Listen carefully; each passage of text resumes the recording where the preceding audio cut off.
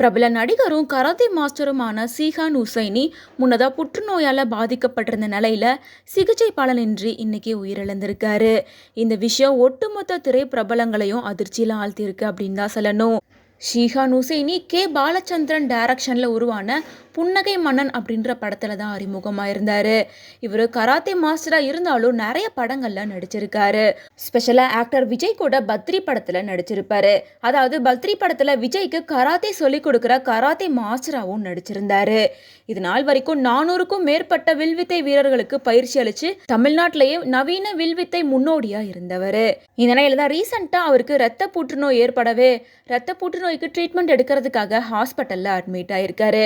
அப்போ ஒரு நாளைக்கு 2 யூனிட் பிளட் தேவைப்படுது அப்படின்ற மாதிரி ஒரு போஸ்டர் ஷேர் பண்ணி ரொம்ப எமோஷ்னலாக பேசியிருந்தாரு. அது மட்டும் இல்லாமல் கண்டிப்பாக இதுலேருந்து நான் மீண்டு வந்துடுவேன் அப்படின்ற மாதிரியெல்லாம் கூட பேசியிருந்தாரு. இதை பார்த்தா பலருமே அவர் கண்டிப்பாக மீண்டு வந்துடுவார் அப்படின்னு சொல்லிட்டு பலருமே அவருக்கு ஆறுதல் சொல்லிட்டு வந்த நிலையில திடீர்னு இன்னைக்கு இறந்து போயிருக்காரு. ஆனால் அவர் சீக்கிரமாக இறந்து போயிடுவார் அப்படின்ற விஷயத்த தெரிஞ்சுக்கிட்டு முன்னாடியே சில விஷயங்களை சொல்லியிருக்காரு.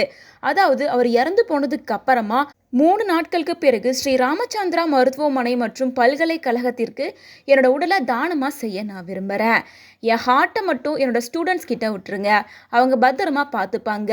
மேலும் நான் நடத்திட்டு வர புத்தா சாம்பரில் தான் நான் இறந்ததுக்கு அப்புறமா என்னோட உடலை 3 நாட்கள் வச்சிருக்கணும். அந்த இடத்துல 3 நாட்கள் வச்சிருந்ததுக்கு அப்புறமா தான் என் உடம்பை எடுத்துட்டு போயிட்டு அடக்கம் செய்யணும் அப்படின்ற மாதிரி சொல்லியிருப்பாரு. மேலும் அவரோட புத்தா சாம்பரில் அவரோட தாயோட முடியை ரொம்ப பராமரிப்பாக பார்த்துக்கிட்டு வந்தார். அதே போல் அவரோட முட்டை எலும்பு கூட ரீசெண்டாக எடுத்து அங்கே பத்திரப்படுத்தி இருந்தாரு.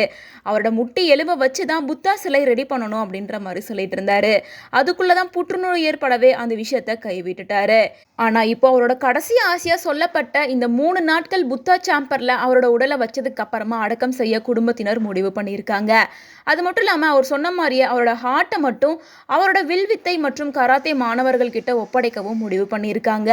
மேலும் அவர் சொன்ன மாதிரியே அவரோட உடல் உறுப்பை அடுத்தபடியாக தானம் செய்யறதுக்கான ஏற்பாடுகளும் ஒரு பக்கம் நடந்துட்டு தான் இருக்கு. இந்த நிலையில இவ்வளோ ஒரு நல்ல மனுஷனுக்கு இப்படி ஒரு நிலைமை ஏற்பட்டுருச்சு அப்படின்னு சொல்லிட்டு நிறைய பேர் அவங்களோட ஆதங்கத்தையும் வருத்தத்தையும் தெரிவிச்சிட்டு வராங்க.